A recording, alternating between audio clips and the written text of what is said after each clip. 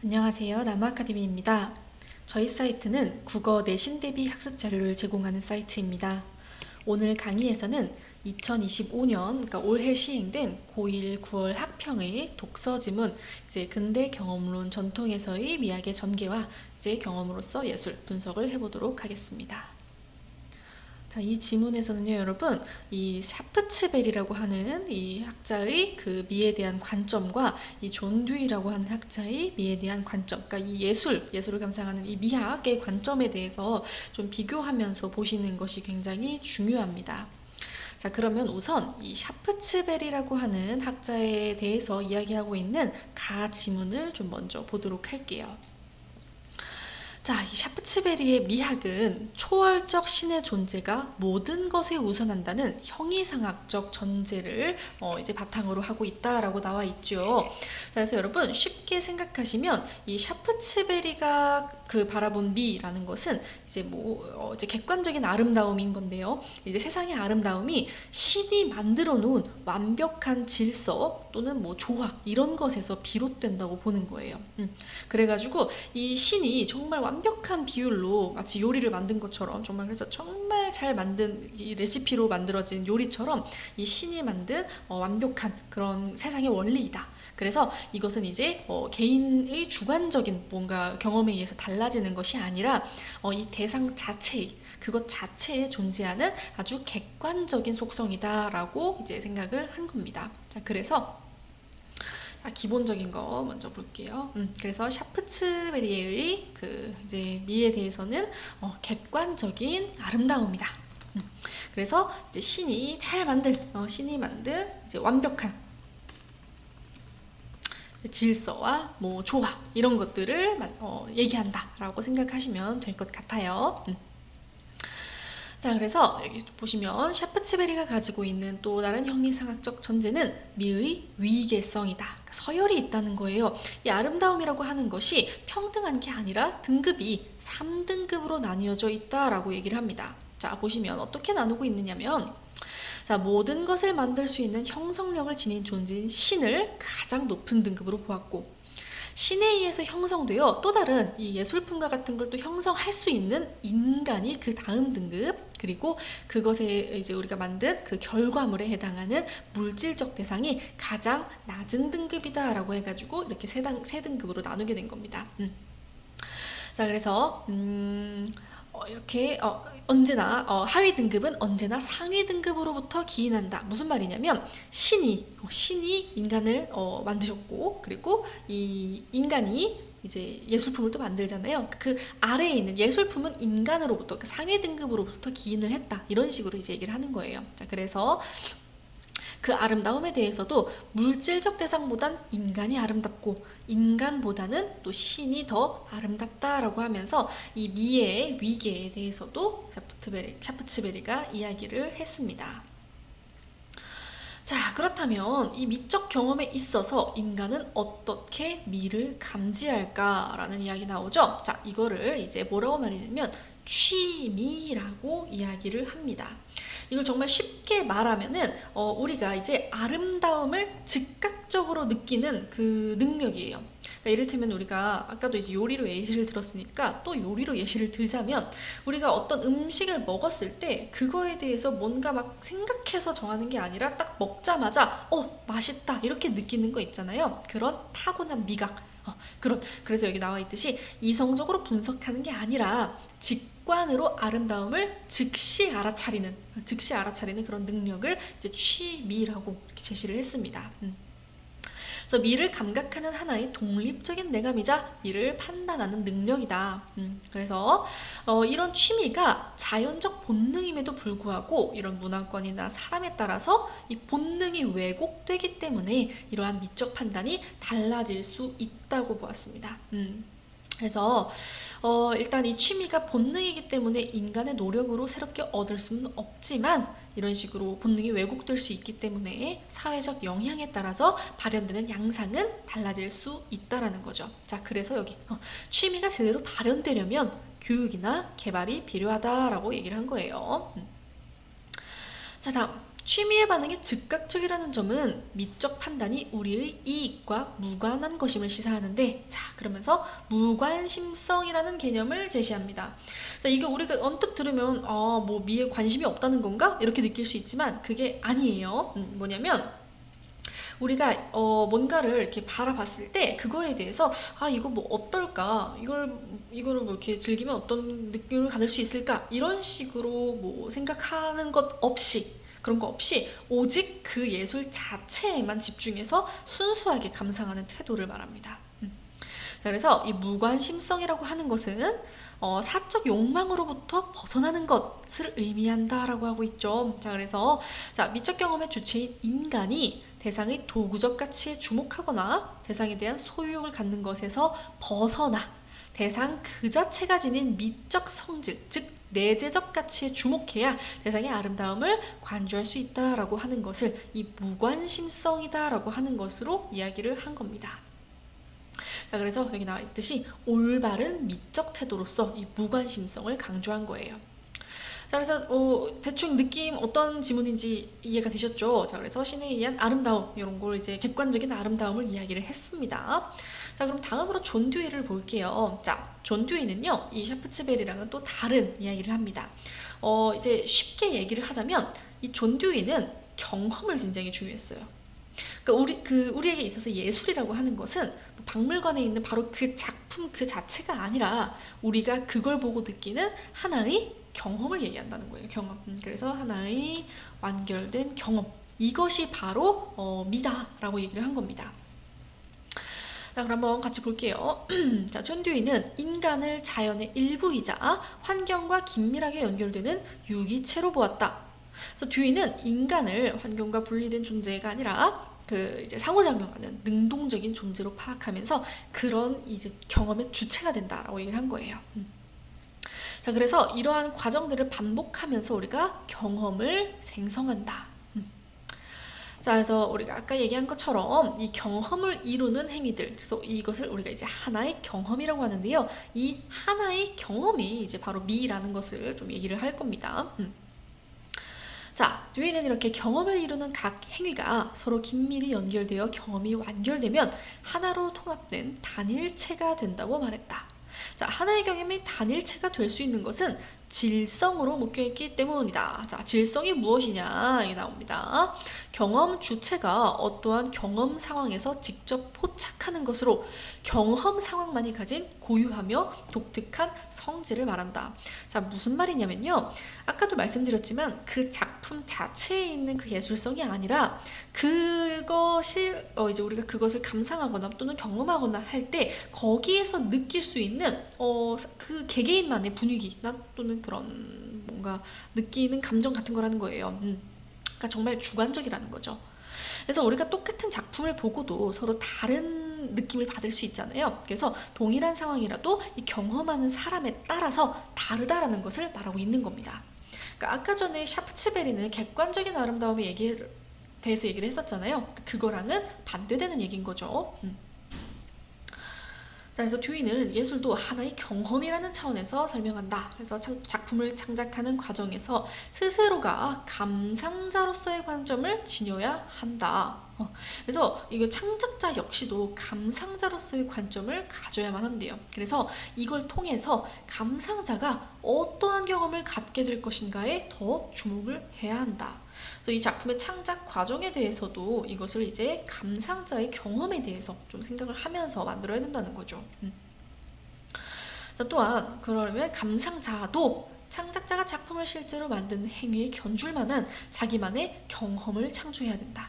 그러니까 즉 이걸 그냥 수동적으로 받아들이는 것이 아니라 어떤 작품을 감상할 때 능동적으로 감상을 해야 한다는 그런 창조적인 과정에 대해서 얘기하고 있는 겁니다.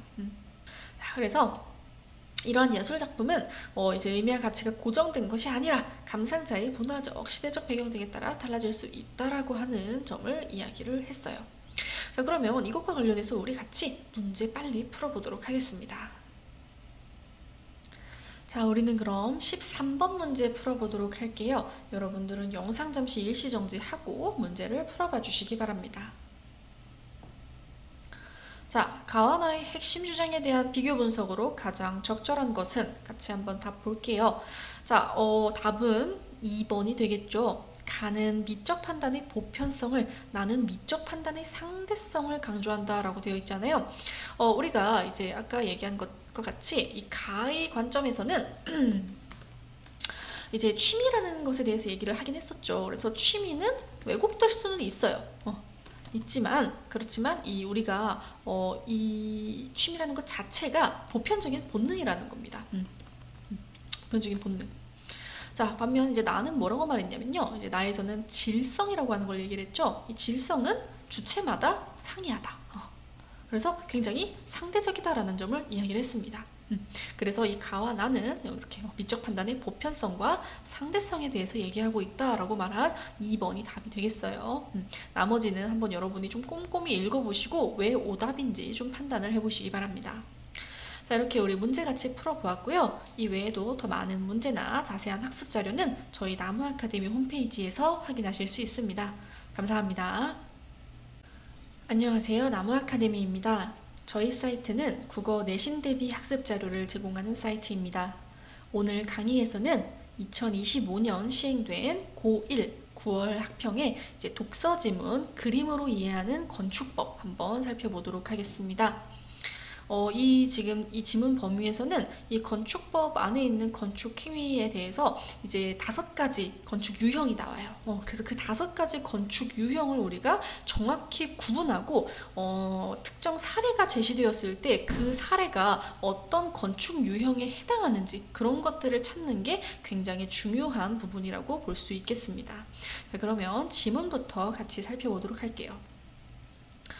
자, 지금 건축법에서 건축물의 건축은 공공복리를 저해할 수 있는 위험한 행위로 간주한다 라고 되어 있죠. 자, 그래서 이 건축이라는 행위 자체가 굉장히 위험하기 때문에 우리가 안전이 보장되었다고 판단되는 경우에 한해서만 건축이 가능하다는 거예요. 자, 일단 그 건축이 가능하다라는 그것이 언제나 가능한 게 아니라는 거. 그래서 공공복리를 저해할 수 있는 위험한 행위라는 거를 우리가 일단은 알아두셔야겠습니다. 자, 그래서 건축행위는 건축물을 건축할 수 있는 땅인 대지 위에서 이루어진다. 자, 이 대지라고 하는 것도 한번 확인해 두시고요. 자, 그 다음 건축은 신축, 증축, 개축, 재축 이전의 5가지 유형으로 나뉜다. 자, 이 5가지가 앞으로 한 문단에 하나씩 설명이 될 겁니다. 자, 먼저 신축부터 나오죠. 신축이란 건축물이 없는 대지에 새로 건축물을 축조하는 것을 말한다. 자, 요 한자 보면은 우리가 좀 추측이 되죠. 자, 그래서 새롭게 건축물을 축조하는 걸 말하는데, 자, 보시면 처음부터 건축물이 존재하지 않는 나대지에 건축하는 것도 우리가 신축이라고 하고요. 첫 번째, 그 다음 기존 건축물이 건축주의 자발적 의지에 의해서 부서지는 해체나 천재지변으로 인해 부서지는 멸실로 인해서 없어서 거기서 새로 만드는 경우도 해당될 수 있다는 겁니다. 자, 그래서 일단은 하나씩, 첫 번째로는 나대지, 원래부터 아무것도 없었던 나대지일 수도 있고요. 두 번째로는 자발적인 해체 또는 이제 천재지변으로 인한 멸실, 이것에 인해서 소실된 대지일 수도 있다라는 거. 자, 그런데 이 자발적인 해체나 천재지변으로 인한 멸실로 인해서 소실된 경우에는요, 그 경우에 따라서 이제 뭐 개축이나 재축으로 볼 수도 있어요. 자, 그런데 그 개축과 재축은 요건이 있거든요. 그래서 그 요건을 갖추고 있으면 개축과 재축이라고 보지만 그렇지 않으면 신축이라고 본다는 겁니다. 조금 헷갈리니까 요거는 이따가 뒤에 개축과 재축 얘기할 때 한 번 더 볼게요. 자, 그 다음 세 번째로 완전히 아무것도 없는 건 아니었지만 뭐가 있었느냐, 부속 용도의 건축물만 있었던 경우, 그러니까 주 건물이 없었던 거예요. 주 건물은 없고 부속 건물만 있었던 곳에 이제 주 건물을 새로 설치하는 경우에도 우리가 이걸 신축으로 본다라는 겁니다. 그래서 신축의 이 조건들 확인해 두시면 되겠어요. 자, 다음으로 두 번째 증축에 대해서 보겠습니다. 자, 증축이라고 하는 건 기존 건축물이 있는 대지에서 건축물의 규모를 늘리는 걸 말해요. 자, 그럼 그 규모라는 게 뭐냐? 건축 면적 연면적, 층수, 그리고 높이가 포함된대요. 이 네 가지를 이제 건축물의 규모를 판단하는 기준이 되는 건데요. 자, 그럼 각각이 뭐냐? 건축 면적이라고 하는 거는 지상층 중 가장 넓은 층의 면적을 말합니다. 자, 그래서 1층이 제일 넓고 2층, 3층 이렇게 올라갈수록 작아지는 뭔가 이렇게 피라미드 구조로 돼 있었다고 쳐볼게요. 그때 건축 면적은 가장 넓은 1층의 면적이 되는 거예요. 자, 두 번째, 연면적이라고 하는 것은요, 모든 바닥 면적의 총합입니다. 그래서 뭐 1층에 뭐 10, 2층에 5 이렇게 되어 있으면 그걸 합쳐서 15 이런 식으로 계산을 한다는 거예요. 자, 그래서 증축에는 어떤 것이 있느냐? 지하층의 바닥 면적을 증가시키는 경우. 자, 다음 바닥 면적의 증감 없이 높이만 증가시키는 경우, 이것도 이제 증축이라고 합니다. 다음 주된 건축물이 있는 대지에 부속 건축물이나 다른 주된 건축물을 축조하는 경우, 그러니까 건축물이 추가되는 케이스죠. 자, 근데 여기서 중요한 건 이겁니다, 여러분. 주된 건축물이 있는 대지. 자, 왜냐하면 주된 건축물이 없었던 대지에다가 뭘 만드는 건 아까 우리 뭐라 했죠? 신축이라고 했어요. 자, 또한 기존 지하층을 둘러싼 표면을 깎아서 그 층이 지상에 노출되게 하는 거. 그러니까 원래는 지하 1층이었어요. 그런데 지하 1층 주변에 있는 땅을 다 파버린 겁니다. 그래서 지하 1층 땅을 파가지고 그 지하 1층이 1층이 됐어요. 그냥.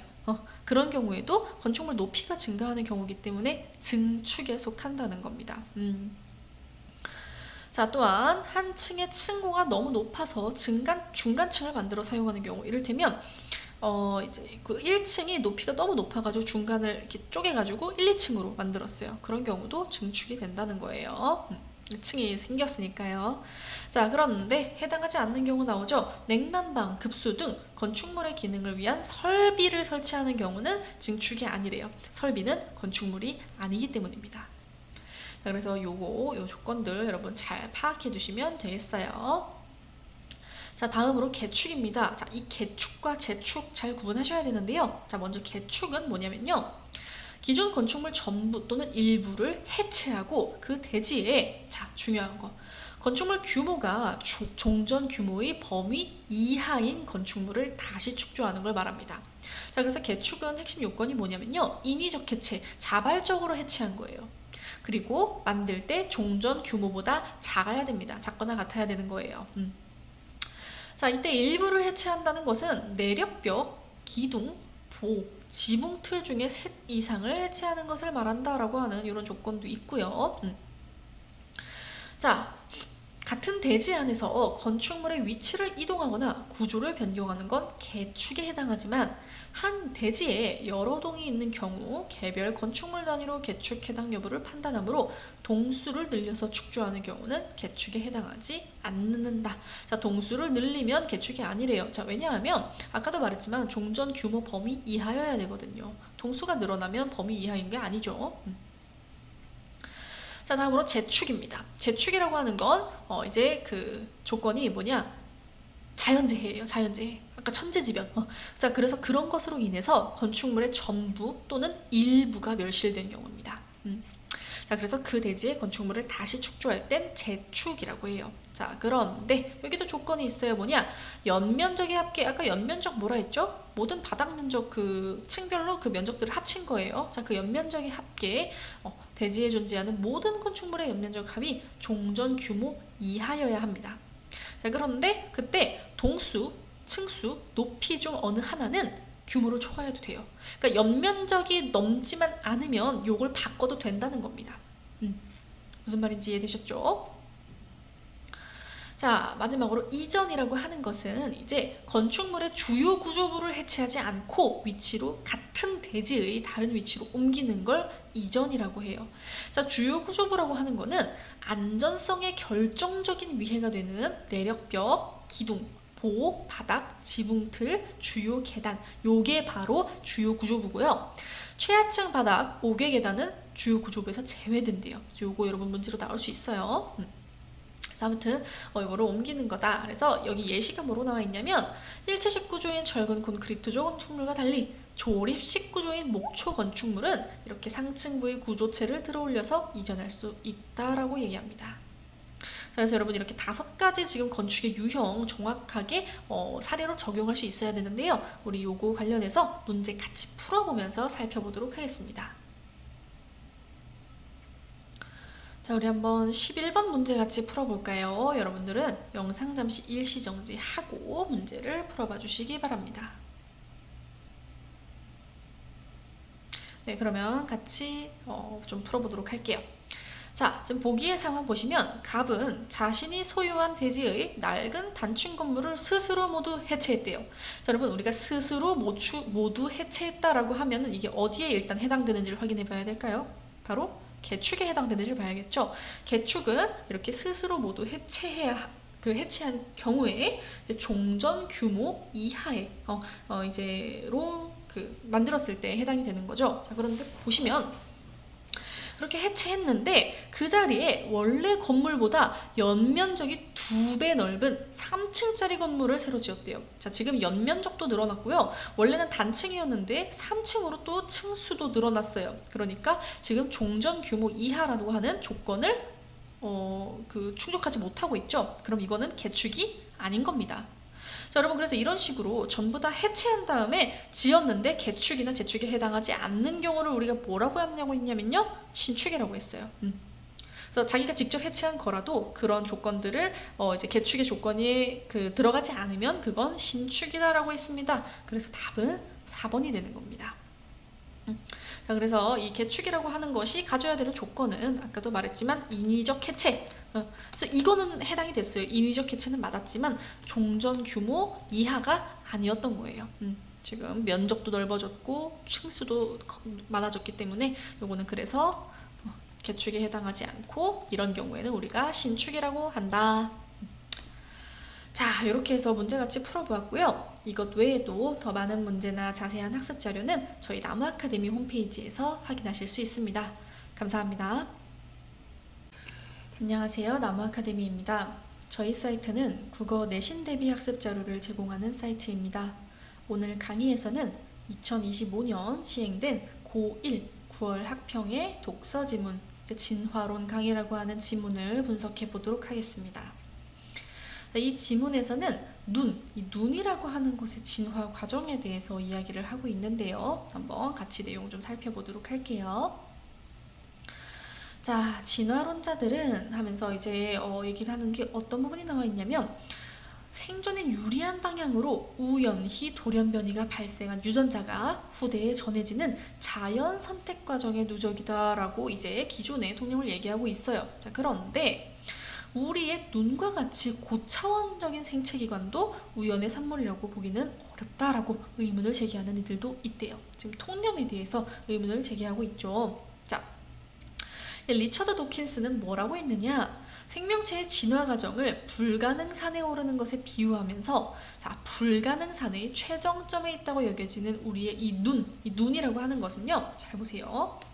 깎아지른 절벽을 단숨에 뛰어오르는 우연으로 이룬 것이 아니다. 그래서 우연히 돌연변이가 발생한 케이스가 아니라는 거예요. 그럼 어떻게 된 거냐? 완만한 비탈을 천천히 오르는 그 우연의 누적으로 이곳에 이른 것이다 라고 얘기를 하고 있습니다. 눈의 진화라고 하는 건 갑작스러운 단번에 지금의 눈으로 도달한 게 아니다라는 거예요.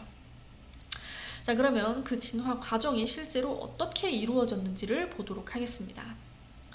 자, 눈의 진화 과정에서 시작 단계에 해당하는 이 불가능산의 밑자락, 그러니까 그 산의 가장 아랫부분, 우리 시작 도입 부분 얘기하는 거예요.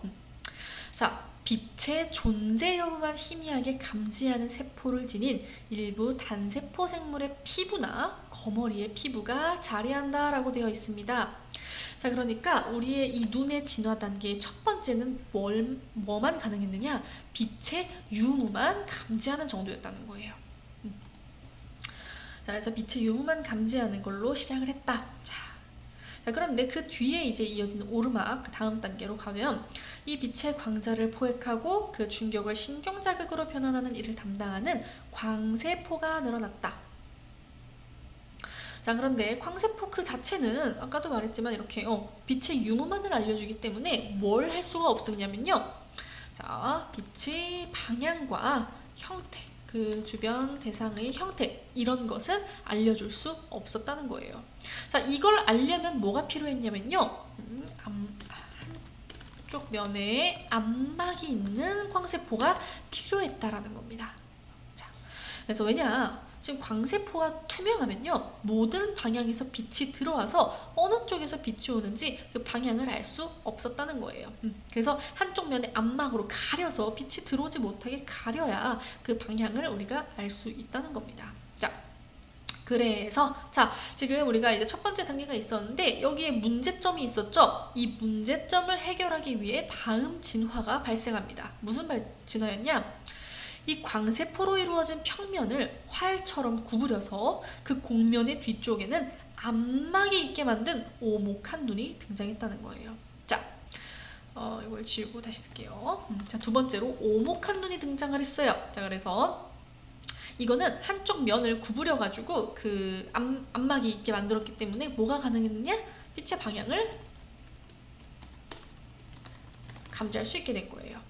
자, 그래서 여기 대합이나 개찌렁이 등의 눈이 여기 속한대요. 자, 그런데 문제는 무엇이냐?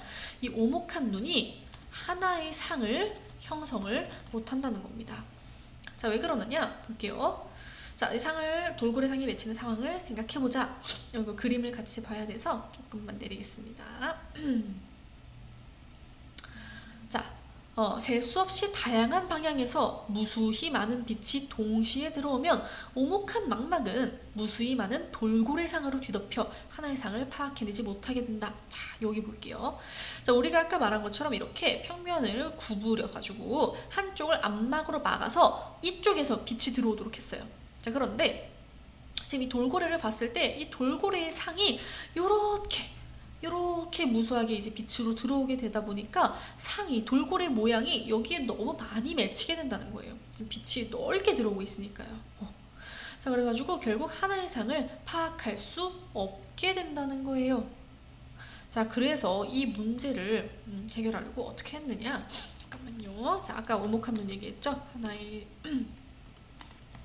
하나의 상을 맺을 수 없게 되는 문제예요.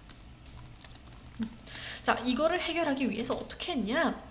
이 하나의 상만 그 망막에 맺힐 수 있도록 빛의 유입구를 좁혀 나가게 됩니다. 그래서 계속해서 여기 있는 이거 빛이 들어오는 입구를 계속 좁혀서 이렇게 너무 많이 생기는 걸 막으려고 좁히다 보니, 자, 여기 보이시죠? 아주 작은 구멍이 된 이렇게 빛을 받아들이게 되는 바늘구멍 눈이 나타나게 된 거예요. 자, 그래서 이 전복이나 고동의 눈처럼 빛의 유입구가 매우 좁아진 눈과 앵무족의 눈처럼 완전한 바늘구멍 눈이 나타나게 된다. 자, 그래서 바늘구멍만큼 작은 여기로 이 상에 이렇게 빛을 해서 단 하나의 상만 맺히도록 한 겁니다. 여기 그 상하가 뒤바뀐 도립상이기는 하대요. 뭐 그렇다 하더라도 어쨌든 하나의 온전한 돌고래상을 만드는 데 성공한 거예요. 자, 그런데 여기에 따르는 문제점은 뭐였냐면요. 자, 지금 구멍이 여러분 너무 좁잖아요. 그래서 빛의 유입량이 부족한 거예요. 그러니까 빛을 많이 받아야 우리가 밝게 볼 수 있는데 그렇지 않다는 거죠. 그래가지고 자, 쓸게요. 바늘구멍 눈. 이거는 이제 빛이 부족해서 아주 밝을 때만 대상을 볼 수 있었다는 문제가 있었다는 거예요. 자, 게다가 빛이 파동처럼 움직이면 서로 간섭을 일으켜 상이 흐릿해지는 회절 현상이 나타나는데 이 회절 현상도 빛의 유입구가 좁으면 점점 더 심해지는 거예요. 자, 그래가지고 자, 문제가 발생하게 된 겁니다. 자, 무슨 문제냐? 자, 유입구를 넓히면 무슨 문제가 있었죠? 상이 여러 개로 맺히게 돼요.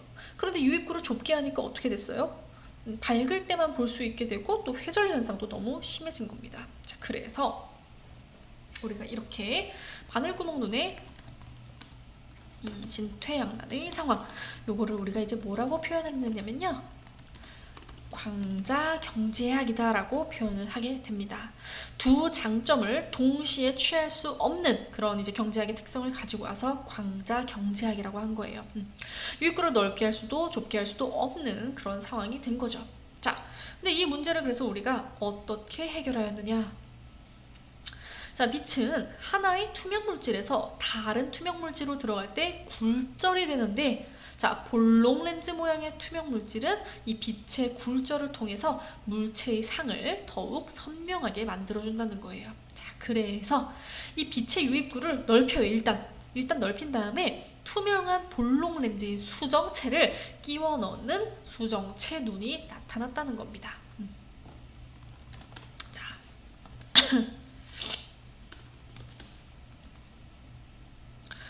자, 그래서 보시면 이 도립상을 이루는 것은 여전하긴 하지만 빛의 유입량이 늘어서 밝지 않아도 선명한 상을 맺을 수 있게 된 거예요. 자, 그래서 일반적으로 척추동물은 이런 불가능산의 높은 곳에 자리한 수정체 눈을 가지고 있다라고 되어 있죠. 자, 그런데 이 어류나 파충류 등은 수정체의 위치를 이동하는 방법으로, 그리고 조류나 포유류는 수정체의 두께를 조절하는 방법으로 빛의 굴절률을 조절해서 이 초점을 맞춘대요. 그래서 이 구체적인 생물 종에 따라서 이 수정체 눈을 활용하는 방법은 또 다르다는 겁니다. 그런 것까지 우리가 지금 한번 살펴봤어요. 자, 그래서 결과적으로 여기서 말하는 건 이렇게 여러 가지 그 각각의 진화 과정에서 생긴 문제와 그것의 해결, 또 거기서 발생한 문제와 그것의 해결, 이렇게 열심히 진화 과정을 거쳐서 아주 오랜 우연의 누적으로 이렇게 이르게 되었다라고 말하는 겁니다. 단숨에 우리의 지금 눈이 만들어진 게 아니라는 거예요. 자, 그러면 한번 문제 같이 풀어보도록 하겠습니다. 자, 우리 12번 문제 같이 풀어보도록 할게요. 여러분들은 영상 잠시 일시정지하고 문제 풀어봐 주시기 바랍니다. 네, 그러면 같이 해설해 보도록 하겠습니다. 윗글을 바탕으로 할 때 척추동물의 수정체 눈이 갖는 진화적 이점으로 추론한 내용으로 가장 적절한 것을 묻는 문제네요. 자, 이 수정체 눈에 대해서 답은 3번이 되겠습니다. 자, 빛의 유입량과 상의 선명도라는 상충 관계를 극복하여 다양한 밝기의 환경에서도 선명하게 볼 수 있게 되었다라고 말하고 있죠. 자, 우리가 수정체 눈이 이 빛의 유입구를 넓혀서 많은 빛을 받아들일 수 있다고 했죠. 이 바늘구멍 눈의 한계였어요. 그 구멍이 빛의 유입구가 너무 좁아서 빛을 받아들일 수 없었던 문제를 해결했고요. 다음으로 수정체 굴절 작용으로 상을 선명하게 맺는 선명도를 그 능력을 동시에 갖추었다. 이거는 이제 원래 이제 오목한 눈은 그 빛을 넓게 받아들이다 보니까 상이 여러 개로 맺히는 문제가 있었잖아요. 그 두 가지 문제를 모두 해결하게 되었다. 자, 그래서 광자 경제학의 딜레마를 극복한 핵심적인 이런 진화적 이점에 대해서 이야기를 하고 있는 겁니다. 그래서 답은 3번이 되겠어요. 자, 이렇게 우리 문제 같이 풀어보았고요. 이 외에도 더 많은 문제나 자세한 학습 자료는 저희 나무 아카데미 홈페이지에서 확인하실 수 있습니다. 감사합니다. 안녕하세요. 나무 아카데미입니다.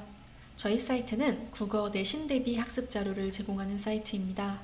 오늘 강의에서는 2025년 시행된 고1 9월 학평의 문학, 향수랑 마음의 태양 복합 지문을 분석을 해보도록 하겠습니다. 자, 일단 먼저 향수부터 살펴보도록 할게요. 자, 나는 바다로 가는 길로 걸어간다. 자, 지금 화자가 바다로 가는 길로 걸어간다 라고 되어 있는데요. 자, 이 바다를 매개로 해서 이제 화자가 뭘 시작하냐면요, 자신의 그 과거 고향에 대해서 회상을 합니다. 그래서 이렇게 바다를 매개로 회상을 시작하는 이런 시상 전개의 출발점이다 라는 점 확인해 두시면 되겠어요. 자, 노란 호박꽃이 많이 핀 돌담을 끼고 황혼이 있다. 자, 지금 이렇게 바다로 걸어가면서 회상하면서 이 과거 고향의 모습을 떠올리고 있는 건데요. 여기서 이제 이렇게 노란 호박꽃과 같이 시각적 이미지 드러나고 있는 거 확인해 두시면 되겠어요. 자, 그래서 이 작품에 이제 감각적 이미지가 여러 개 나올 건데요. 일단 시각적 이미지도 쓰였다라는 거 확인해 두시면 되겠습니다. 자, 다음 돌담을 돌아가면 바다가 소리쳐 부른다. 자, 지금 바다가 나를 소리쳐 부른다고 하는 청각적 이미지도 등장하고 있고요. 그 바다 소리에 내가 젖는다, 내가 젖는다, 촉각적 이미지도 나오네요. 자, 그리고 이렇게 내가 젖는다, 내가 젖는다 라고 하면서 이 반복을 통해서도 좀 어떤 의미를 강조하고 있는 거 우리가 확인해 볼 수 있겠고요. 자, 물방울이 생활처럼 차다. 촉각적 이미지도 나옵니다. 그래서 아무튼 물방울이 생활처럼 차다. 몸에 스며든다. 요새는 모든 것이 짙은 커피처럼 너무도 쓰다. 자, 쓰다라고 하는 것은 미각적 이미지죠. 자, 이렇게 나왔는데, 자, 이 부분은 뭘 의미하느냐? 여러분, 우리가 아까 그 고향의 이미지는 굉장히 뭐 노란 호박꽃의 좀 이렇게 따뜻한 느낌이었잖아요. 그런데 그 고향과 대조되는 이 지금 화자의 요즘 삶, 현실의 삶이 어떠냐면요, 너무 차고 쓰대요. 그래서 그런 이 고향과 대조되는 현실을 좀 부각하고 있는 겁니다. 이런 이미지로. 나는 고향에 가고 싶다. 고향의 숲이, 언덕이, 들이, 시내가 그립다. 어릴 적 기억이 파도처럼 달려든다. 자, 여러분 지금 보시면 나는 고향에 가고 싶다라고 하면서 굉장히 직설적으로, 아이고, 자, 직설적. 이 직설적 표현을 통해서 고향에 대한 그리움을 강조하고 있습니다. 전식적으로 가고 싶다, 그립다 이렇게 표현하고 있고요. 그러면서 어릴 적 기억이 파도처럼 달려든다. 이 그 어릴 적의 기억이 자신에게 쏟아지는 그 상황을 파도처럼 달려든다라고 역동적으로 표현하고 있습니다. 자, 바다가 어머니라면 하고 나는 생각해본다. 바다의 품에 안기고 싶다.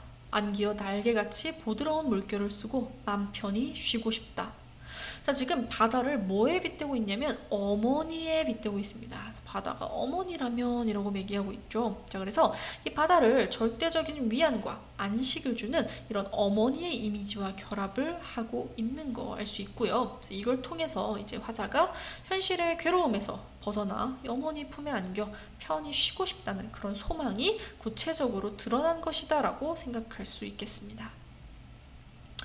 자, 수평선 하듯이 아물거리는 은색의 향수. 자, 여기서 말하는 이 향수, 고향에 대한 그리움이죠. 이 고향에 대한 그리움이라는 이 향수라는 추상적인 것은 사실 우리 눈에 보이는 게 아닙니다. 그런데 그걸 은색이라고 표현하면서 이 향수를 은색으로 시각화한 부분 우리가 또 확인해 볼 수 있어요. 자, 그래서 은색의 향수, 나는 찢어진 추억의 천막을 깁는다. 자, 지금 찢어진 추억, 그러니까 자기 그 과거의 고향에 대한 그 조각조각 난 그 기억을 다시 회상하기 위해서 그걸 깁고 있어요. 그러니까 이거는 여러분 이제 현재 자기가 가지고 있는 그 상처를 이렇게 깁는 행위를 통해서 좀 치유하려고 하는 노력의 과정으로 볼 수 있겠습니다. 자, 그런데 여기 모래벌에 주저앉아 라고 나와 있죠. 자, 여러분 그러니까 화자 지금 계속 고향에 가고 싶어요. 너무너무 그립고 보고 싶어요. 그런데 그럴 수 없다는 거죠. 지금 모래벌에 주저앉아 있는 겁니다. 자, 그래서 갈 수 없는 현실에 대한 그런 슬픔과 절망감, 그런 것들을 우리가 볼 수 있는 작품이었습니다. 자, 다음으로 마음의 태양도 한번 보도록 할게요. 자, 이 마음의 태양 한번 내용 보도록 합시다. 꽃사이 타오르는 햇살을 향하여 고요히 돌아가는 해바라기처럼 높고 아름다운 하늘을 받들어 그 속에 맑은 넋을 살게 하라. 자, 여기 일단 해바라기처럼이라고 하는 직유법이 나왔는데요. 자, 그 해바라기처럼 높고 아름다운 하늘을 받들어 라고 되어 있죠. 자, 여러분, 그러니까 해바라기가 자꾸 하늘의 태양을 바라보잖아요. 그러니까 그런 해바라기처럼 이제 이 화자도 높고 아름다운 하늘을, 그걸 지향하겠다는 거예요. 그래서 그 속에 맑은 넋을 살게 하겠대요. 그래서 정화된 영혼을 살게 하겠다라고 하는 거 나와 있고요. 자, 지금 살게 하라라고 되어 있죠. 이러한 어미 좀 확인해 보시면 좋겠습니다. 자, 가시밭길 넘어 그 키웃는 한 송이 꽃은 눈물의 이슬을 받아 핀다 하노니. 자, 여러분, 가시밭길이라고 하는 거 고통이죠. 고통, 시련입니다. 그런 고통과 시련을 넘어서 이 한 송이 꽃이 피어낸 거예요. 그래서 그 웃는 한 송이 꽃. 그래서 이 고통을 넘어서 우리가 결실을 맺는다라고 하는 거 말하고 있는 거고요. 자, 그래서 그렇게 눈물의 이슬을 받아 핀다 하노니. 그래서 이러한 시련을 통해서 우리가 피어난다, 성숙해진다 라고 하는 걸 이야기하고 있는 겁니다. 그래서 깊고 거룩한 세상을 우러르기에 삶과 육신의 괴로움도 달게 받으라. 자, 그래서 그런 우리가 지금 지향하는 곳, 아까 위에도 나와 있었지만 높고 아름다운 하늘이잖아요. 그런 것처럼 이러한 깊고 거룩한 세상, 그러니까 화자가 지향하는 이상적 세계를 우러르기 때문에 내가 육신의 괴로움조차 달게 받겠다, 참고 견디겠다라고 하는 또 그런 의지적 태도 보여주고 있는 겁니다. 괴로움의 짐짓 웃을 양이면 슬픔도 오히려 아름다운 것이. 자, 여러분, 역설법 나왔죠? 슬픔이라고 하는 것은 사실 아름다운 것이 아니잖아요. 그런데 그 슬픔을 아름답다라고 표현하는 역설법 쓰인 부분 확인해 볼 수 있고요. 자, 그래서 이 괴로움이 오히려 아름답다라고 얘기하는 겁니다. 자, 그래서 고난을 사랑하는 이에게만이 마음나라의 원광은 떠오르노라. 그래서 우리가 이런 고난, 나에게 찾아오는 그런 시련을 긍정적으로 받아들이고 사랑할 수 있어야 우리가 이 마음나라의 원광, 그런 이상이 실현될 수 있을 것이다 라고 얘기하는 거예요. 자, 푸른 하늘로 반복되고 있고요. 이런 시각적 이미지도 나오고 있죠. 항시 날아오르는 노고질이 같이. 자, 여기도 여러분 지금 하늘로 날아오르는 이 노고질이처럼 우리도 그 하늘로, 맑고 아름다운 하늘을 지향하겠다라는 거죠. 그래서 맑고 아름다운 하늘을 받들어 그 속에 높은 넋을 살게 하라. 자, 우리 1년에서는 맑은 넋이었죠. 여기서는 높은 넋으로 심화되었습니다. 그래서 더 고결하고 아주 이제 좀 더 이렇게 한 단계 성숙해진 정신적 경지를 의미한다라는 걸 볼 수 있었고요. 보시면 아시겠지만 지금 1년과 사연이 구조적으로 유사합니다. 그래서 1년과 사연에서는 뭐 누구같이 이런 하늘의 그 속에 어떤 넋을 살게 하라 라고 하는 구조 가지고 있었고요. 2년과 3년에서는 그래서 그 사이에서 내가 고난과 시련을 감내하겠다라고 하는 것들이 나와 있는 좀 대칭적인 구조를 가지고 있습니다. 자, 그럼 지금부터 문제 같이 풀어보도록 할게요. 자, 우리는 그럼 8번 문제 같이 풀어보도록 할게요. 여러분들은 영상 잠시 일시정지하고 문제를 풀어봐 주시기 바랍니다. 네, 그러면 문제 같이 풀어보도록 하겠습니다.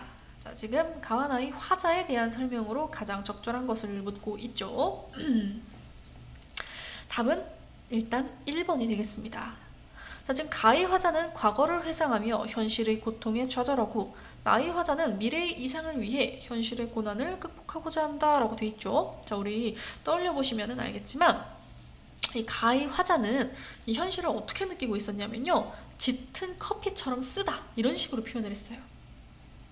그러니까 이 화자가 느끼고 있는 현실은 굉장히 좀 고통스러운 현실인 거죠. 자, 그런데 그런 고통스러운 현실 속에서 과거의 고향을 계속 그리워하면서 회상을 하다가 결국에는 모래벌에 주저앉으며 좌절감을 느낍니다.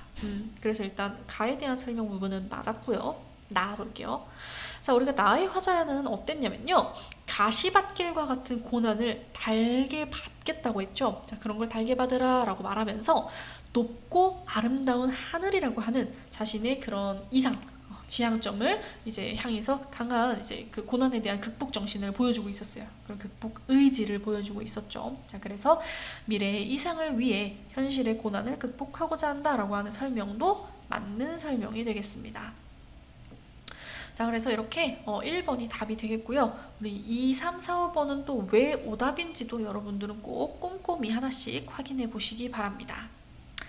자, 우리 이렇게 문제 같이 풀어보았고요. 이 외에도 더 많은 문제나 자세한 학습 자료는 저희 나무 아카데미 홈페이지에서 확인하실 수 있습니다. 감사합니다. 안녕하세요. 나무 아카데미입니다. 저희 사이트는 국어 내신 대비 학습 자료를 제공하는 사이트입니다. 오늘 강의에서는 2025년, 그러니까 올해 시행된 고1 9월 학평의 이제 문학 파편 지문을 분석해 보도록 하겠습니다. 자, 이 지문 보시면요. 자, 지금 아내와 동행할 수는 없다고 나는 생각을 굳혔다라고 시작하고 있죠. 여기 이렇게 나라고 하는 인물이 나온 것을 보았을 때 우리가 1인칭 시점이구나 라는 것을 알 수 있어요. 일단 뭐 결론부터 얘기하자면 1인칭 주인공 시점입니다. 이제 이 나라는 인물이 이제 주인공으로서 자신의 이야기를 서술을 하게 될 거예요. 그래서 자신의 내면과 이런 것까지 나타나게 되는 그런 특징을 가지고 있습니다. 자, 어쨌든 지금 딱 시작하자마자 아내와 동행할 수는 없다고 생각을 굳혔대요. 자, 그러면 우리는 궁금한 거죠. 뭐 어딜 동행하는 걸까? 이렇게. 그러니까 어딜 동행할 수 없는 걸까? 이렇게 좀 궁금하게 되는데요. 자, 그녀의 지적처럼 설사 어떤 비난을 당하는 한이 있더라도 말이다. 자, 지금 그곳에 동행하지 않겠다는 자신의 결정이 아내에게 비난을 받을 거라고 생각하고 있어요. 자, 무엇이냐면요, 여러분. 자, 숙부의 갑작스러운 죽음이라고 하는 거 나오죠? 지금 숙부가 돌아가셨고요. 그 장례식을 가야 되는데 그 장례식에 아내와 같이 않겠다고 결정을 한 겁니다. 왜 그러느냐? 자, 보세요. 적어도 나에게 있어서 그 죽음은 일찍이 내가 속해 있었던 한 세계의 완전한 종언을 의미하는 것이었다. 이제 내가 장사 치를 것은 한 사내의 시신이 아니라 그것과 연루된 나의 어둡고 치욕스러운 과거였다. 자, 지금 여기 보시면 아시겠지만 지금 나는요, 숙부가 죽음으로 인해 그 숙부와 관련된 어떤 자신의 세계 자체를 끊어내려고 하고 있어요. 일단 그 이제 뒤에 나올 내용이지만 먼저 설명을 좀 드리자면, 나는요, 자신의 이 가족과 관련된 그 세계를 굉장히 끔찍하게 여깁니다. 고통스러워해요. 그런데 그 고통스러운 자신의 가족에서 유일하게 남아있던 게 숙부였거든요. 그런데 이 숙부가 돌아가신 거예요. 그러니까 이제부터는 완전히 그 세계와의 연을 끊어야겠다라고 제 생각하고 있는 겁니다. 자, 그래서 어쨌든 아내에게는 자신의 그 끔찍했던 그 가족, 그 세계를 보여주고 싶지 않은 거예요. 알려주고 싶지 않은 겁니다. 그래서 아내와는 함께 가고 싶지도 않고 보여주고 싶지도 않은 상황이에요. 하지만 아내는요, 그거를 절대 이해하지 못해요. 왜 그러느냐? 자, 처가는 월남 가족이었다. 고향도 친지도 다 버리고 온 실향민이라는 의식이 언제나 강한 사람들이었고, 그래서 그런 것에 대한 관심과 집착도 별난 데가 있었다. 그러니까요, 이 아내의 가족들은요, 아이고, 자, 가족이라고 하는 거, 이 가족에 대한 관심과 집착이 강하다는 거야. 그런데 반면에 나는 어때요? 나는 가족에 대해 가족의 세계, 연을 끊고 싶어하는 그런 상황인 거죠. 그래서 이 아내와 나의 사이에 갈등도 있었던 거예요. 자, 고향이나 친지, 심지어는 나의 가게에 이르기까지 거의 한 번도 속을 털어놓고 이야기한 적이 없는 사람이었다. 자, 그래서 그 세계는 이를테면 내 아내에게 있어서는 철저하게 닫혀있는 세계였다라는 거죠. 그래서 내가 이 가족사로 인해서 그 아내에게도 자기 가족 얘기를 한 번도 한 적이 없다라는 걸 알 수 있습니다. 자, 숙부는 그 세계에 속해 있는 마지막 한 사람인 셈이었다. 아까도 말씀드린 것처럼 자신의 그 어둡고 치욕스러운 과거, 가족과 얽혀있는 그 이야기에 마지막 남은 한 사람이었던 거예요. 그래서 이분이 돌아가심으로 인해서 자기가 드디어 그 과거와 그 가족과 그 세계와 연을 끊을 수 있다라고 생각하게 된 거죠. 자, 어쨌든 그래서 나 혼자 다녀오는 것이 좋겠어 라고 하며 내가 그쪽에 발길을 들여놓는 일도 어차피 이번으로 마지막이 될 테니까 다시는 그곳에 가지 않겠다라고 하는 굳은 다짐을 보여주고 있는 겁니다. 자, 그런데 이렇게 나아가 삼촌의 장례를 치르기 위해 고향으로 향하면서 자신의 과거를 떠올립니다. 무슨 일이 있었느냐? 이제 할아버지는 일단 친일파였고요. 그래서 이 친일파 할아버지 때문에 무너져가던 집안이었는데, 거기에다가 심지어 아버지가 사상운동을 하다가 전쟁 직전에 종적을 감춘 거예요. 그래서 그런 이 사상운동을 했던 아버지로 인해서 마을 사람들로부터 굉장히 끔찍한 수모를 당하게 됩니다. 이 삼촌은 전쟁에서 돌아왔는데 가슴에 부상을 입어요. 자, 그런데 거기에 이제 파편이 박혀 있는데 그 파편을 제거하는 수술에는 실패를 합니다. 자, 요런 이야기가 일단 있다. 자, 살아생전에 내가 고인을 마지막으로 본 게 7, 8년 전의 일이다. 이제 어머니의 장례 때 참석지 못했던 그는 불쑥 직장으로 찾아왔다. 자, 첫 모습에서 나는 그가 이제 막 감옥에서 나왔다는 거예요. 출감하는 길임을 알아볼 수 있었다. 자, 그때가 4번째 출감에 해당했대요. 그러니까 지금 벌써 전과를 가지고 있는 기록이 되게 많다는 거죠. 벌써 4번째 감옥을 갔다 온 겁니다. 자, 형수님께서 운명하셨던 소식은 저 안에서, 감옥 안에서 들었다는 거예요. 감옥 안에서 들었는데 지금이라도 무덤이나마 찾아봤으면 하는데 그럴 만한 짬을 낼 수 있겠는가. 자, 지금 그 어머니 무덤에 가고 싶다라는 거죠. 이 나의 어머니의. 그래서 형수님 그 무덤에 가고 싶은데 혹시 같이 가줄 수 있겠니? 라고 얘기하고 있는 이런 이제 그 삼촌의 숙부의 말하기 방식 볼 수 있었습니다. 자, 이렇게 해서 갔는데요. 내 어머니의 봉분에는 잔디가 제법 깊고 넓게 뿌리를 내리고 있었다 라고 하면서 그 이제 숙부가 혼신의 힘을 다해 오열을 참고 있음이 분명했다. 땅바닥에 얼굴을 박은 채 그는 신음같은 울음소리를 듣다. 자, 지금 이 숙부가 형수님, 그러니까 나의 어머니를 굉장히 애틋하게 애절하게 생각했다는 걸 알 수 있죠. 그래서 이게 자기를 굉장히 따뜻하게 대해준 형수에 대한 죄책감과 슬픔의 그런 표출임을 알 수가 있습니다. 자, 자네 아버님 제살랑 5월 중 적당한 날을 택해 모시도록 하소. 가급적이면 중순 이전이 좋겠네. 갑자기 이렇게 말을 했어요. 아버지의 제사에 대해 얘기하고 있잖아요. 자, 그런데 여러분, 어떤 일이 있었냐면요. 보세요.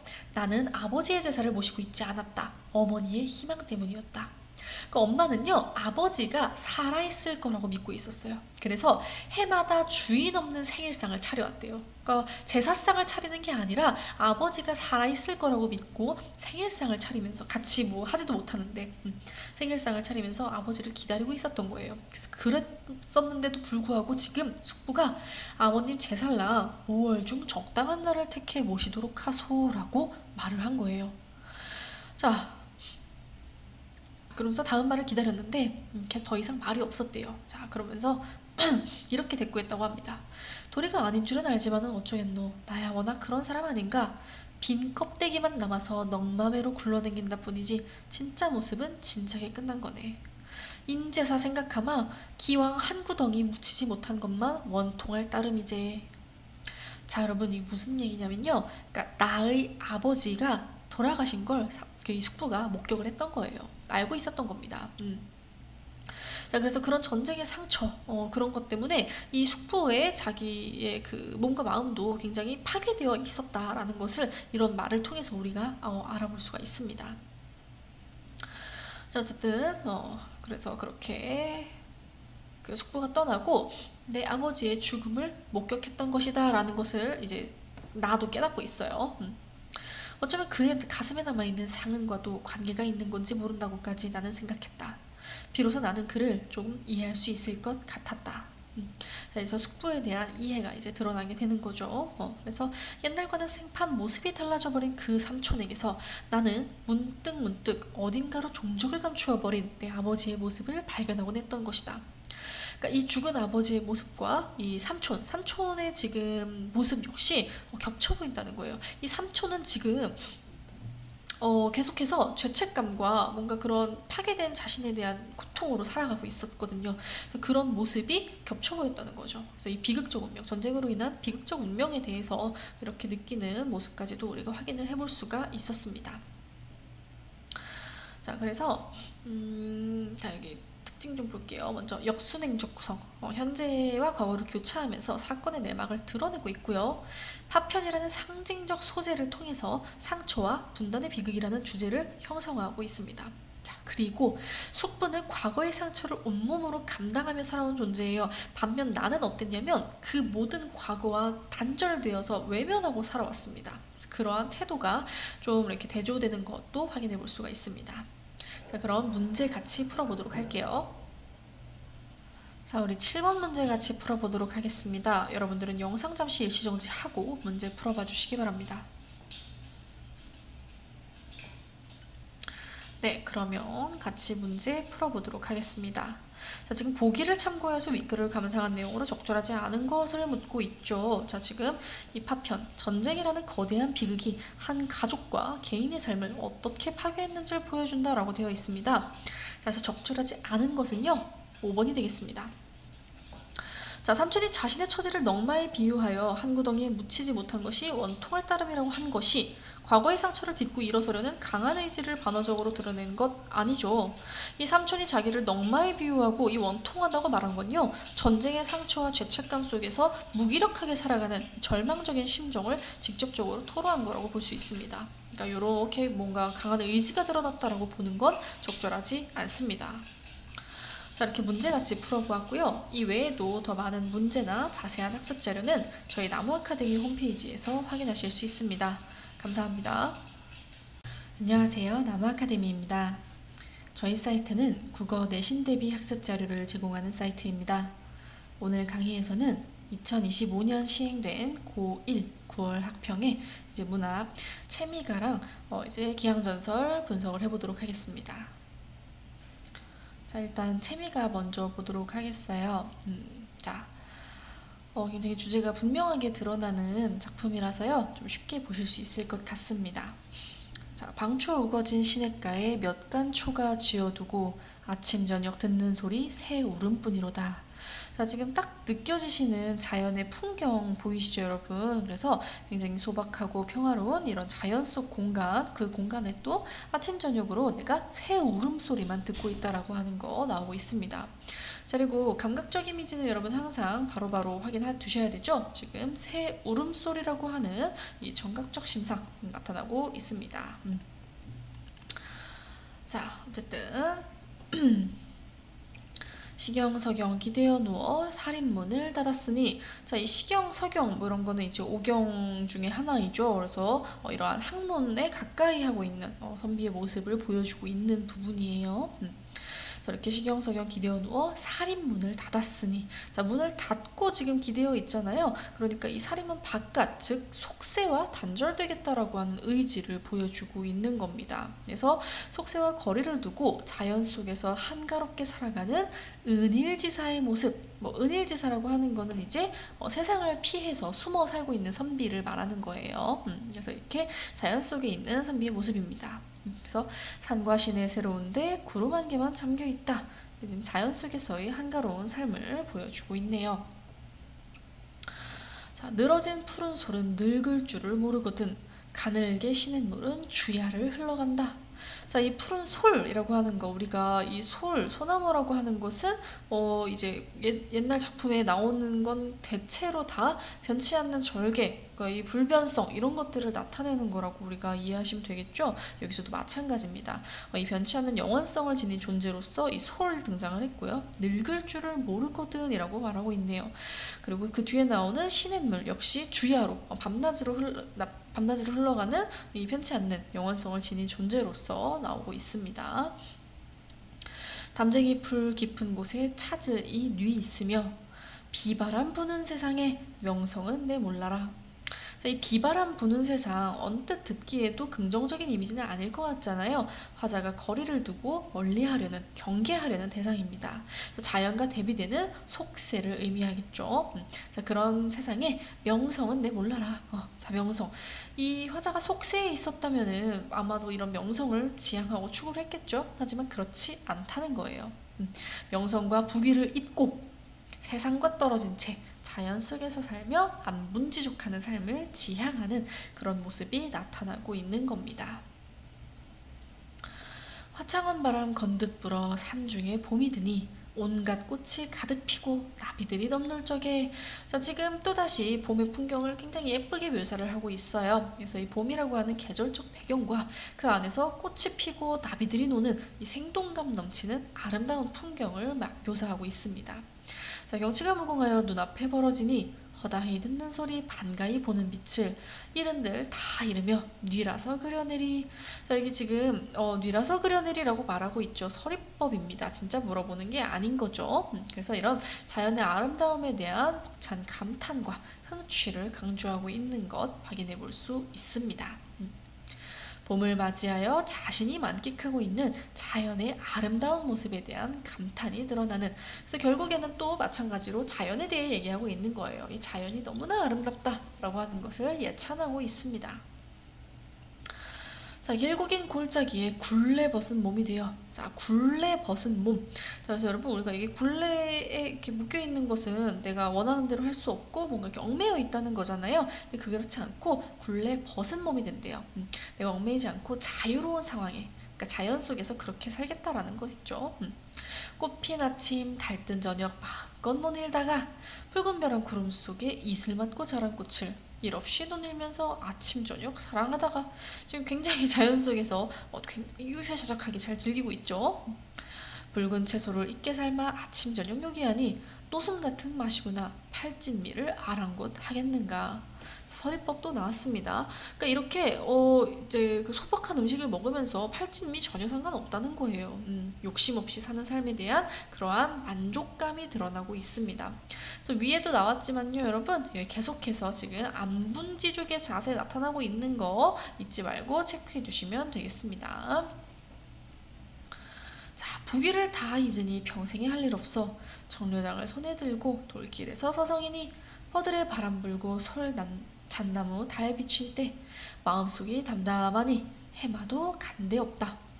자, 지금 보시면 부귀, 아까 우리 명성을 다 잊었다고 했었잖아요. 어디겠죠? 명성은 내몰라라 막 이렇게 얘기했었던 것처럼 부귀를 다 잊으니 이 세속적 욕망에 화자는 관심을 두지 않겠다는 거예요.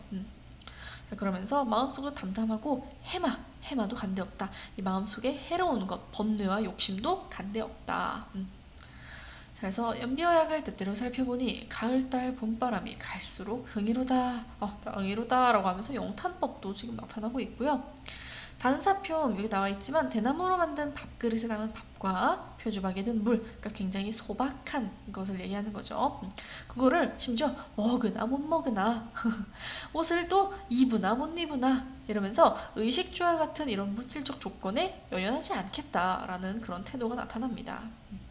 믿없는 청풍명월과 백년애로 하리라. 그래서 이렇게 자연 속에서 살아가겠다라고 하는 그런 모습이 보이고 있는 거예요. 자, 그래서 주제 자연에 귀의하여 안 빈낙도하는 삶의 즐거움이라고 우리 생각해 두시면 되겠네요. 자, 그럼 다음 작품 보도록 하죠. 네, 이번엔 기황전설 살펴보도록 할게요. 이 작품은 이제 수필인데요. 지금 이 글에서는 어떤 식으로 전개가 되느냐, 어떤 구체적인 경험이 나타날 겁니다. 그러니까 그 밭을 개간하는 어떤 경험이 나타나는데요. 그 구체적인 경험을 바탕으로 자신의 어떤 깨달음, 그 성찰로 이어지거든요. 그래서 이러한 구조를 좀 우리가 염두에 둔 상태로 글을 한번 읽어보도록 하죠. 자, 을미년 봄, 내가 처음으로 농사를 짓기 위해 두어이랑의 밭을 마련했다. 자, 지금 농사를 짓고자 해서 밭을 받았는데요. 이 밭이 참 좋은 밭이래요. 어떤 곡식을 심어도 잘 자랄 땅이고 굉장히 습하지도 않고 메마르지도 않아서 참 좋대요. 자, 그런데 버려둔 지 한 5, 6년은 됐다라고 나와 있습니다. 자, 그래서 이제 나가 그 밭을 한번 개간을 해보려고 갔는데요. 밭의 상태가 정말 안 좋았습니다.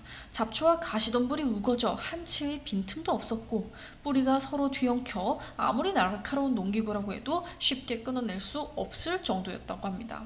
그래서 되게 힘들고 참 이거 괜히 했나 하는 후회도 됐지만 이미 시작한 거 계속했죠. 자, 처음에는 무딘 도구로 단단한 돌을 깎는 것처럼 매우 어려웠대요. 자, 지금 이처럼 이런 거 여러분 직유법 쓰고 있는 거 확인할 수 있죠? 자, 잡초의 뿌리를 끊고 난 뒤 일군 밭을 보니 굳은 흙덩이가 겹겹이 쌓여 있어 마치 전쟁에서 패배한 굳세고 사나운 군사들이 분을 참지 못하고 머리를 풀어헤친 채 화를 내는 것 같았다. 지금 또다시 그 비유법 나타나는 거 확인할 수 있죠, 여러분? 직유법 이제 마치 이런 거요. 마치 뭐뭐 하는 것 같다 이런 게 이제 직유법이 될 거고요. 화류법, 살아있지 않은 걸 살아있는 것처럼 표현하는 걸 우리가 화류법이라고 하죠. 자, 그래서 밭을 점점 더 개간해가자 얽혔던 것이 풀어지고 단단한 흙도 부서져 예전의 밭 모양을 갖추게 되었고 힘도 조금씩 덜 들게 되었다.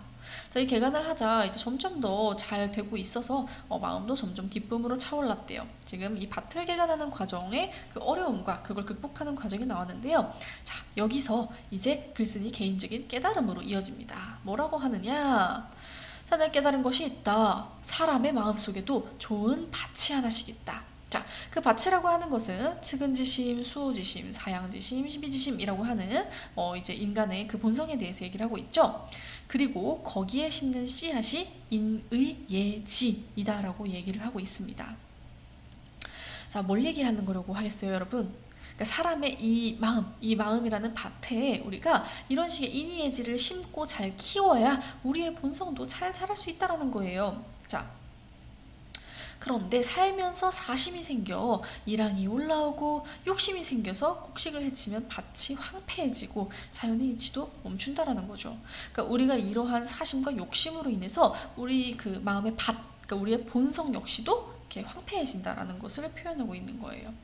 하지만 그 본질은 사라지는 게 아니다. 우리가 아까 전에 그렇게 엉망이 된 밭도 결국 개간해서 다시 쓸 수 있도록 만들었잖아요. 그것처럼 우리도 이 안회의 사물을 황소 삼고 증자의 삼성을 쟁기 삼아 개간하면 이제 다시 마음의 여유가 생긴다는 거죠. 자, 이 사물과 삼성은 이런 겁니다, 여러분. 자, 그래서 아무튼 이렇게 해서 우리의 마음도 우리가 가꾸기 나름이다라는 거예요. 그래서 마음의 밭을 개간하는 방법에 대해서 이런 식으로 지금 실제 자기가 경험했던 것을 바탕으로 표현을 하고 있습니다. 자, 그러면 한번 우리 문제 같이 풀어보도록 할게요. 자, 우리는 15번 풀어보도록 할게요. 여러분들은 영상 잠시 일시정지하고 문제를 풀어봐 주시기 바랍니다. 자, 그러면 같이 해설해 보도록 할게요. 자, 가의 화자와 나의 글쓴이를 비교한 내용. 이제 우리 아까 가가 채미가가 되겠고 나가 기황전설이 되겠는데요. 자, 어떻게 되나 볼게요. 답은 2번이 되겠습니다. 가의 화자는 세속과의 단절을, 나의 글쓴이는 세속적 자의 극복을 지향한다라고 되어 있죠. 자, 우리 보셨다시피 가의 화자는 막 세상의 명성을 모르겠고 뭐 부귀를 입고 하면서 이 물리적으로 정신적으로 이 세속과 단절되려고 하고 있어요. 그러면서 개인적인 만족을, 이 자연과 함께 사는 삶의 만족을 추구하고 있고요. 나의 글쓴이의 경우에는 우리가 삶을 살다 보면, 이 세속적인 삶을 살다 보면 생기는 사심과 욕심이라는 그런 것들을 극복해 나가면서 내면의 문제를 좀 이렇게 수양하자라는 얘기를 했잖아요. 그래서 세속적 자아의 극복을 지향한다라고 볼 수 있겠습니다. 자, 이렇게 문제도 같이 풀어보았고요. 이것 외에 더 많은 문제나 자세한 학습 자료는 저희 나무 아카데미 홈페이지에서 확인하실 수 있습니다. 감사합니다. 안녕하세요. 나무 아카데미입니다. 저희 사이트는 국어 내신 대비 학습 자료를 제공하는 사이트입니다. 오늘 강의에서는 2025년 시행된 고1 9월 학평의 문학 쌍주기연을 분석해 보도록 하겠습니다. 자, 이제 여기 인물이 여럿 나오는데요. 일단 여기 지금 주인공 서공자라고 불리는 이 주인공이 나옵니다.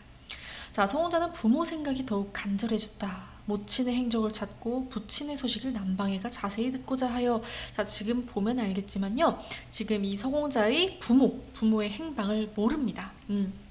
부모님이 뭐 지금 살아 계신지 아니면 돌아가셨는지도 알지 못하는 그런 상황이에요. 그래서 지금 이 서공자가 그 부모님의 소식을 듣기 위해서 좀 떠나려고 하는, 이제 길을 떠나려고 하는데, 이거를 왕공자라고 하는 이 이제 왕해라는 오빠가 말리면서 과거에 급제하면 부모님을 자연스럽게 찾을 수 있을 것이다 라고 말립니다.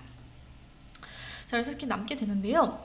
이 서공자는요, 자기가 이제 가지고 있었던 어떤 구슬이 있었습니다. 근데 그 구슬을 넣었던 비단 주머니가 해져가지고 이거를 이제 석파에게 새로 만들어 달라고 부탁을 합니다.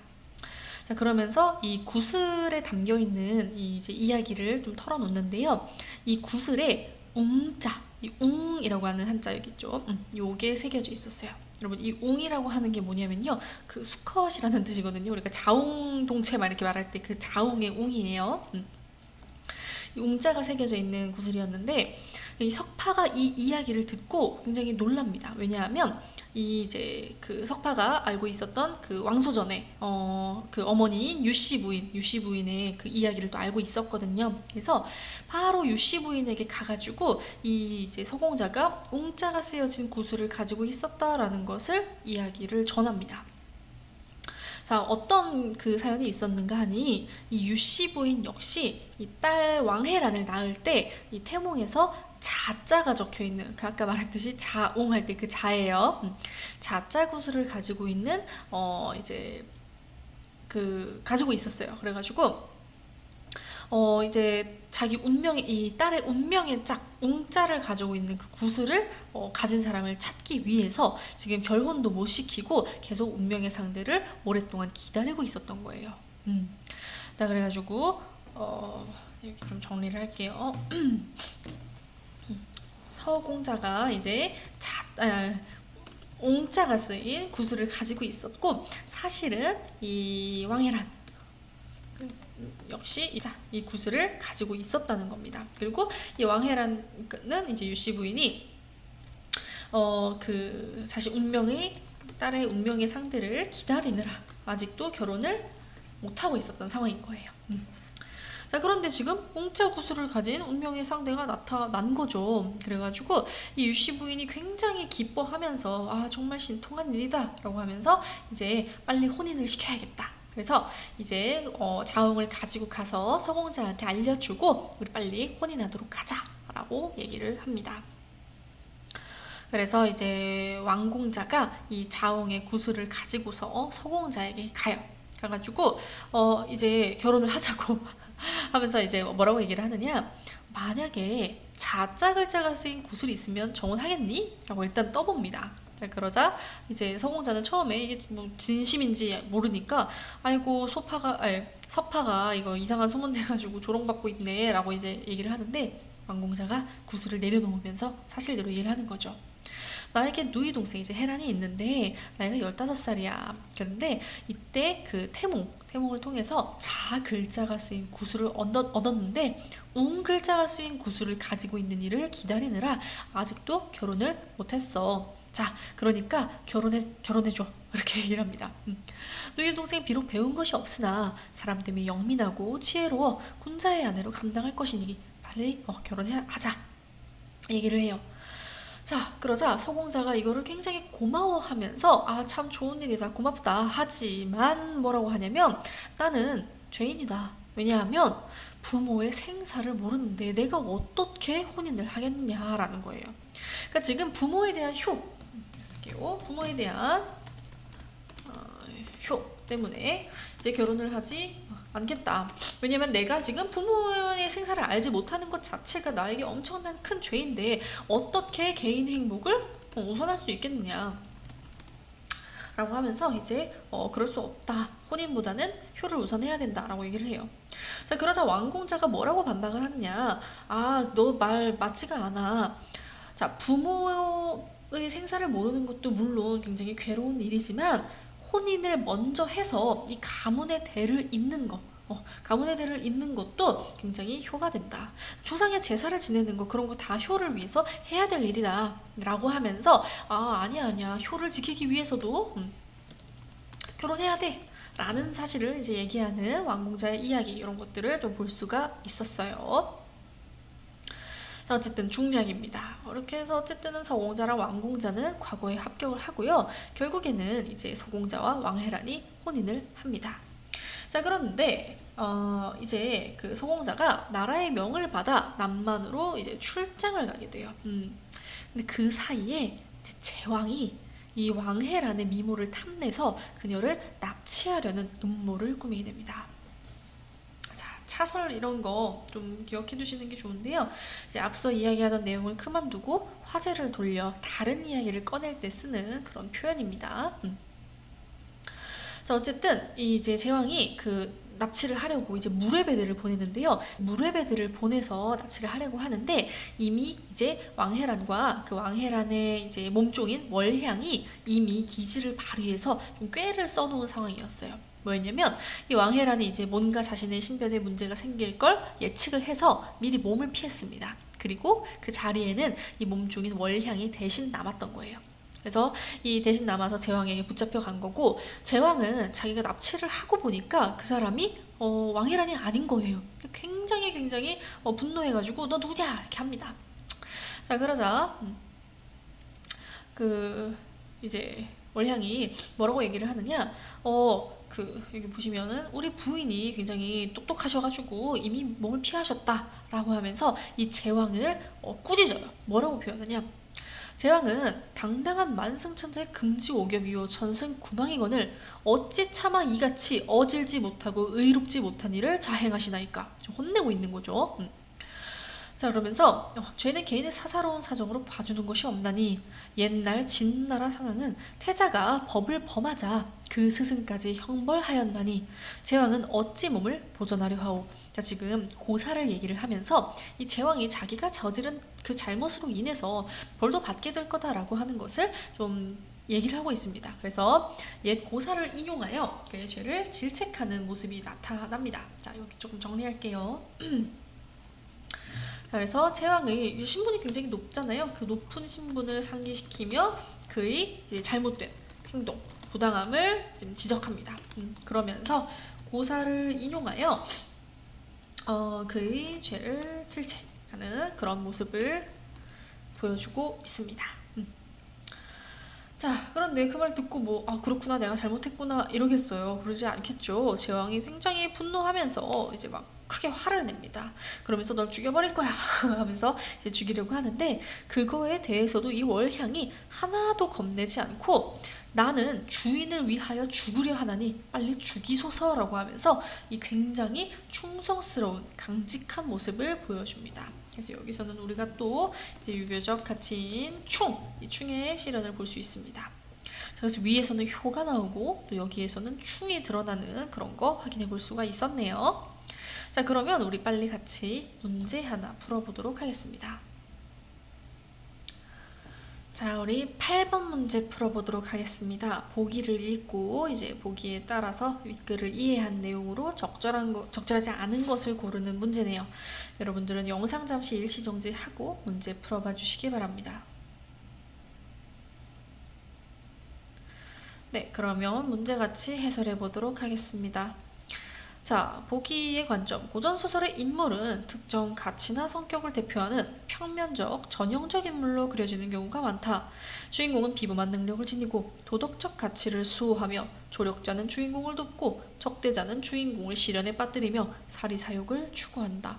자, 지금 인물들이 굉장히 평면적이고 전형적인 인물로 그려진다라고 하는 내용이 이제 보기의 내용이네요. 자, 이 관점에서 윗글을 바라본 내용으로 적절하지 않은 것은 답은 5번이 되겠습니다.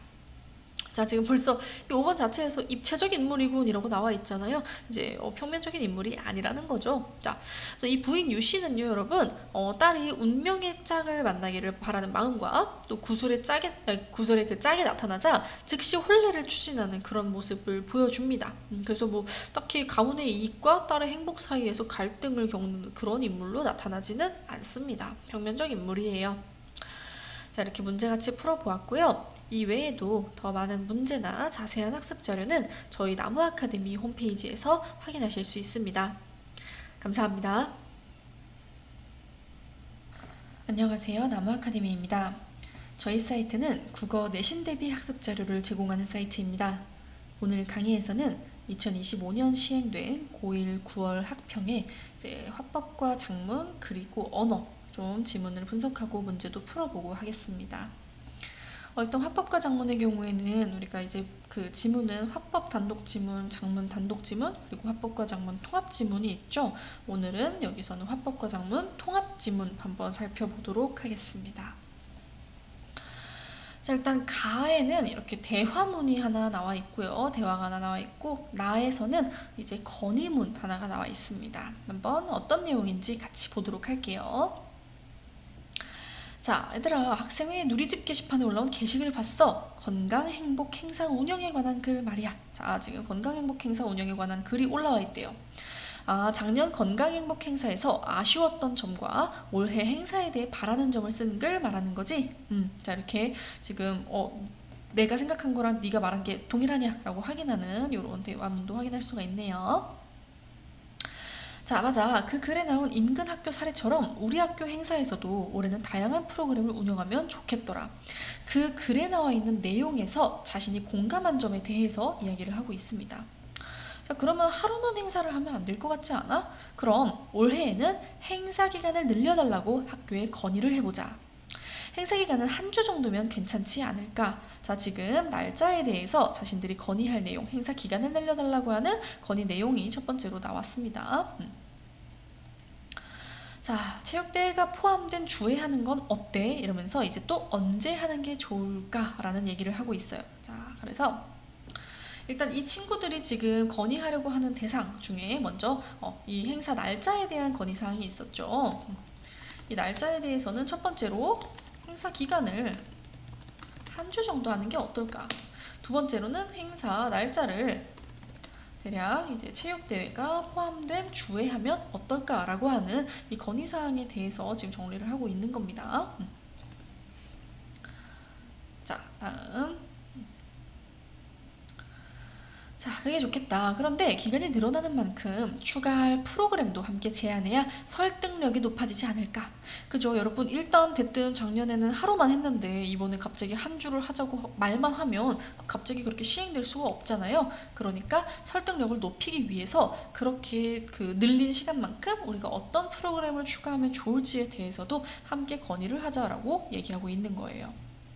자, 그러자 프로그램은 어떤 게 좋을까? 자, 첫 번째로 직접 체험할 수 있는 프로그램을 원하는 학생들이 많으니 자신의 건강 상태를 확인할 수 있는 체험 부스를 제안해보는 건 어때?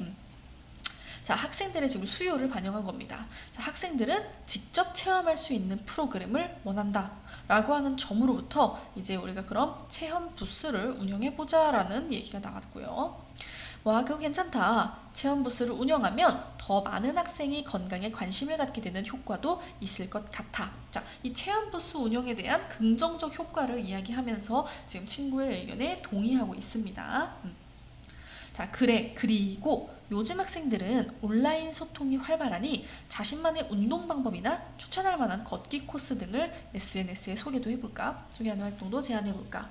자, 지금 요즘 학생들이 온라인 소통이 활발하다는 그 특성으로부터 학교 SNS에 소개하는 활동도 제안해보자 라고 얘기하고 있어요. 아, 그걸 듣고 보니 소개하는 글에 댓글로 운동 인증사진 공유하게 하는 것도 좋을 것 같아. 지금 친구가 말한 의견을 좀 확장시키면서 추가적인 제안을 덧붙이고 있죠. 다음 세 번째. 그 행사 기간에 급식에도 변화가 있으면 좋겠어. 건강에 좋은 식재료와 조리법을 활용한 급식을 제공하는 건강급식의 날 운영을 제안하는 건 어때? 자, 그래서 세 번째 지금 제안 사항이 나왔죠. 좋은 생각이야. 자, 그런데 그건 이제 학교 전교생을 대상으로 하는 만큼 더 많은 학생이 공감할 수 있도록 그 취지에 대한 안내가 잘 이루어져야 할 것 같아. 자, 우리가 고려해야 할 점에 대해서도 추가로 이야기를 하고 있습니다. 자, 네 번째로 신체 건강뿐만 아니라 심리 건강에 대한 프로그램도 제안하는 게 어떨까? 자, 왜 그런 걸 떠올렸냐면 내 주변에 학업이나 친구 관계로 힘들어하는 친구들이 있거든. 자, 그러자 또 다른 친구가 자기 경험을 얘기합니다.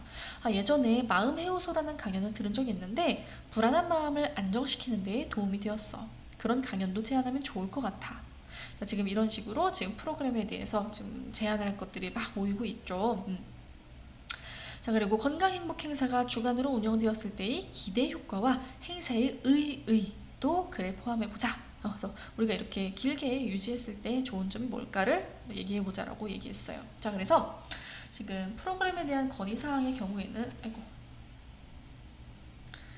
프로그램에 대한 건의사항에 대해서는 일단 첫 번째로 뭐 나왔냐? 이제 체험 부스 운영. 왜? 그 이유가 뭐였냐면 학생들이 좋아한다, 체험 프로그램 원한다 라는 것이 이유였죠. 두 번째로는 SNS의 소개. 그래서 이거는 왜였냐면 학생들의 특성에 따른 거였어요. 온라인 그 소통이 활발하다는 특성에 따라서. 세 번째로는 건강급식의 날을 운영하자라는 이야기가 있었죠. 왜냐하면 이제 학교 급식이 이제 결국 행사 기간에 이루어진 학교 급식에 변화가 있으면 좋겠다는 이유로요. 자, 근데 그거에 대해서 이제 뭐가 나왔었냐? 거기에 대해 우리가 추가로 고려해야 할 사항. 학생들에게 취지에 대한 안내가 잘 돼야 될 것 같다 하는 거 있었고요. 네 번째로는 심리 건강에 대한 프로그램. 이렇게만 쓸게요. 심리건강 프로그램이 있었는데 이거는 왜 제안을 했었느냐? 주변 사례를 바탕으로 했고요. 이거에 대해서 자신의 경험을 덧붙이면서 나도 이런 거 했었어 뭐 이렇게 얘기하는 친구들이 나왔었죠. 그래서 이런 내용들로 지금 대화가 이루어졌습니다.